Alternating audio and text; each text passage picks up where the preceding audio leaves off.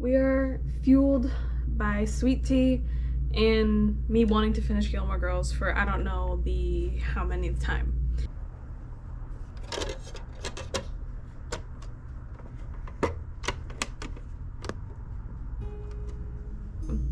Welcome back, guys, to Sincerely Kehlani. My name's Kehlani. I create videos about my chaotic sewing journey. So Nathan and I are a week and 1 day apart when it comes to our birthdays. At the moment, I don't have a present for him, but I do have a plan, and that's why we're here today. First show that he introduced me to was Futurama. Like most people who probably didn't watch it when they were younger, I thought it was a gross show. Honestly, it's actually not that gross. It's pretty funny. I really enjoyed it. We have since moved on to American Dad. I really like it. We're on season 15 out of 20, I think, and season 20 is the last season that they're doing for the show, so we're getting into modern references and everything, so it's really weird. Like, we just had the van life episode where they talk about Instagram and van life, and yeah, it's just kind of funny to now be watching it and getting, you know, regular day references. But in season 13, I think the episode was called Shell Out. I don't know. Basically, Roger and Steve become obsessed with trying to save this one bird and their egg, and they become egg obsessed. The rest of the family turns Italian. It's great fun. But the episode starts with Roger and Steve going on their bird watching adventure together, and there's this little song called Bird Watching Buddies. And Nathan loved it because he hasn't seen the newer seasons, so he didn't know what this episode was, and he loved that the two of us go bird watching because he loves ornithology and just seeing every kind of animal, insect, plant, whatever he can constantly. So he actually asked if I could make us hats, because in the episode, Roger and Steve are wearing, you know, their bucket hats for bird watching. And I've been wanting to make my own bucket hat for a while. So for his birthday, I am going to make us matching bucket hats. Instead of trying to make my own pattern, I thought I'd make my life a little easier. And I just I subscribed to Jenna Phipps. I hope I said your name right. If I butchered it, I am so sorry. But I watched her video on making a bucket hat. Her tutorial was super simple, really easy to follow, and her pattern looked really nice. I have a giant head. Nathan will make fun of me constantly for that, so I will probably have to edit this pattern, but it'll fit him for sure. And if not, I've got his bucket hat that we can do some referencing with. So I think what we're going to do is I'm going to cut this out and make a quick sample of the top to see how much I have to change it for me, if I do. And if I don't, that'd be great, but I probably will. And then we'll just go through trying to get this done. I'll be using 3 fabrics plus interfacing, just because of the fabrics that I have. So the outside of the hat is going to be this cute yellow, because in the episode, Steve is wearing what looks like a yellow hat to me. Maybe it's brown, but I don't have brown. This is what I have at the moment. The inside of the hat is going to be blue because her pattern is a reversible bucket hat. So I thought it would be really fun to have them be reversible. And I also have white because this yellow is very see-through, and it's not very sturdy. Oh, there's a seam. Whoops. It used to be an old curtain. So I'm going to put the white behind it. With the yellow, we're going to do our word embroidery with just this brown, doing our top stitching in white so that it matches both the yellow and the blue. I think we'll do the fun part first, which is we're going to program the words into my machine, and we're going to test those out to make sure that they'll work. So let's have some fun with the sewing machine. Okay, we've got our handy dandy notebook, our manual for our machine, because I still don't know how to use everything on this machine, and I always forget how to use stuff on this machine. So to make life easier, we're just going to look it up.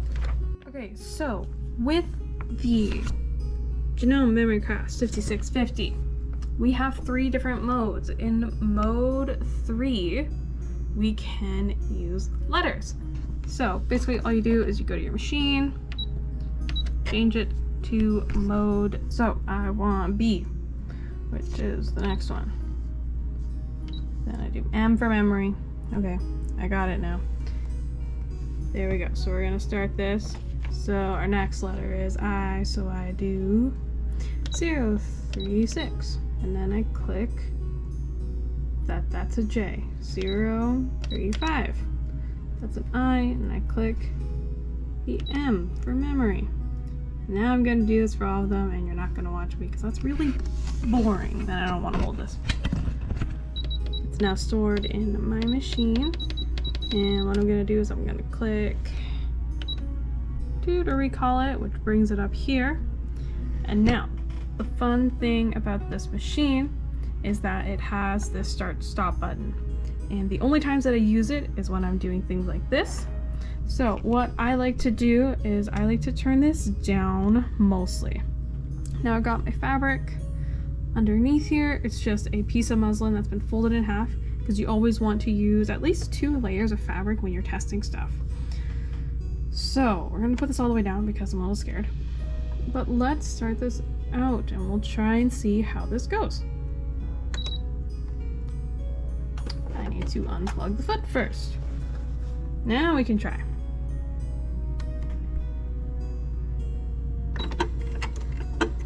We can speed this up a little.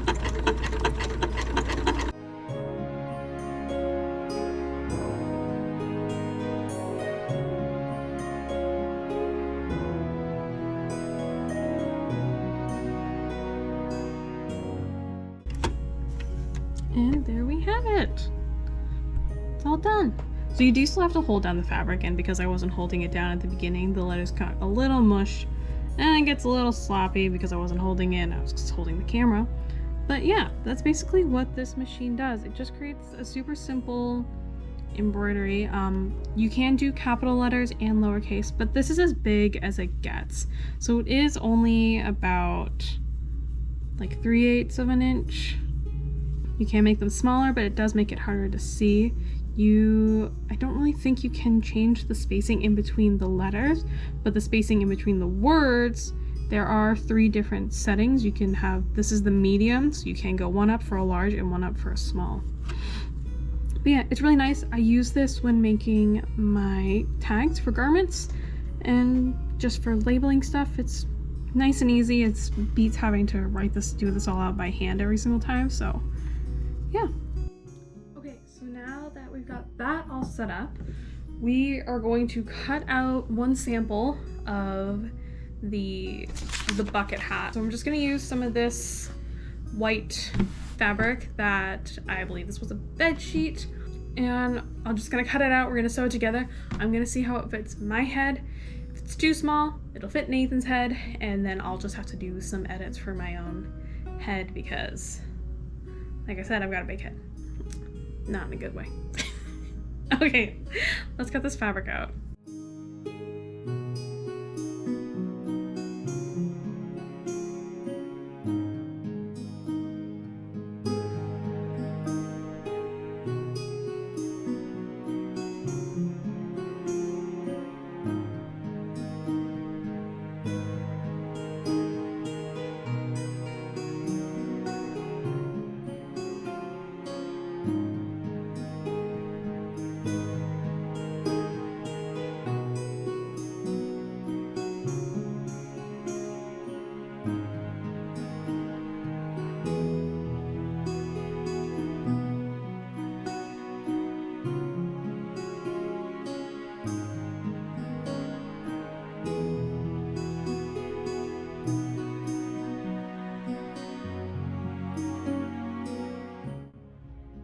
We've got all of our pieces cut out. We've got the circle for the top, text message that Nathan's coming home. Then we got the side pieces, which we'll attach to the circle to make the sides of the hat. And then we've got the 2 brim pieces. I'm gonna sew this together and then we'll see what it looks like. Nathan's coming home, so I guess he's gonna try it on.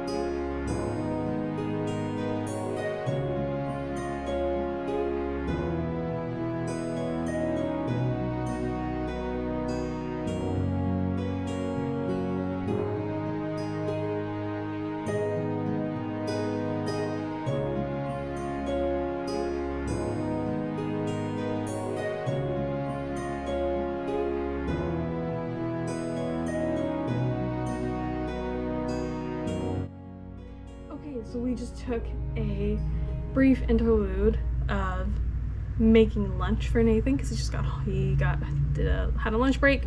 So I just made the fastest egg fried rice that I have ever in my life. Maybe I'll show you one day. It would not make Uncle Roger proud, I can tell you that right now. But it's the way we like it, so it's the way I make it. But anyways, look at the hat. Obviously it's not done, it's just one layer. But it fits my head. So thank you, Jenna. I am so happy about this pattern. But because it fits my head, it's too big for Nathan, so I'm just going to increase the seam allowance probably to 3/8 because she says for her pattern to use a quarter, which is what I use for this. So I'll probably use 3/8. I'll make myself a hat first, and then we'll make Nathan's afterwards, because once there's 2 layers, and I'm gonna have about 3 layers, I may not need to change it, but we shall see. So I think what we're going to do is I'm gonna cut all the pieces out. Then we're gonna do the embroidery on the yellow, and we will try and sew the blue together. I'm gonna cut out 3 different colors fabrics, the yellow, the white, and the blue. The yellow and the white, I'm going to double up everything and keep them together. So instead of making 3 hats, the yellow is just going to be the one, and it'll just have that extra layer. And then I'll have the blue separate. So the blue hat I can make by itself because that's not going to have any embroidery on it. But all of the embroidery is going to be on the yellow hat, which I'll have to do before I actually sew the pieces together. So let's see if we can get that done today. If we can't, I'll see you again. This will probably end up being a multi-day project, which is fine. It's okay. I've got a couple days before I head back to my parents' house for my birthday, so I have a little bit more time with this machine, which is what I need. So let's get cracking.